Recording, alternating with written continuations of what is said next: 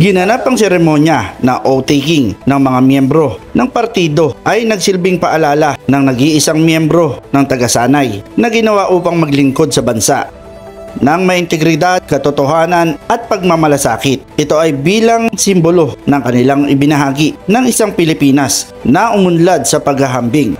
Tuloy-tuloy ang ekspansyon ng Partido Federal ng Pilipinas, ang partido ng Pangulong Ferdinand R. Marcos Jr. Ayon kay Gov. Jun Tamayo ng South Cotabato, layo ng kanilang pagpaparaming miyembro na mas mapalakas ang panawagan na maging federal ang bansa.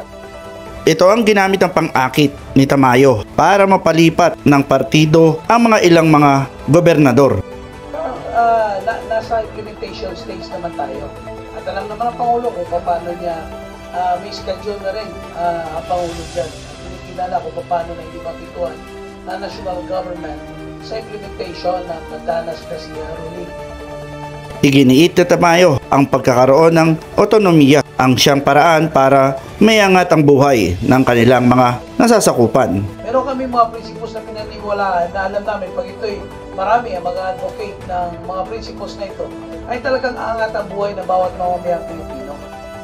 Paglilinaw ni Tamayo, hindi nila ipinipilit na maging federalismo ang bansa sa Administrasyong Marcos at sa halip ay susundin nila ang kanilang plano kung saan may tamang panahon na ito ay maisa sa katuparan.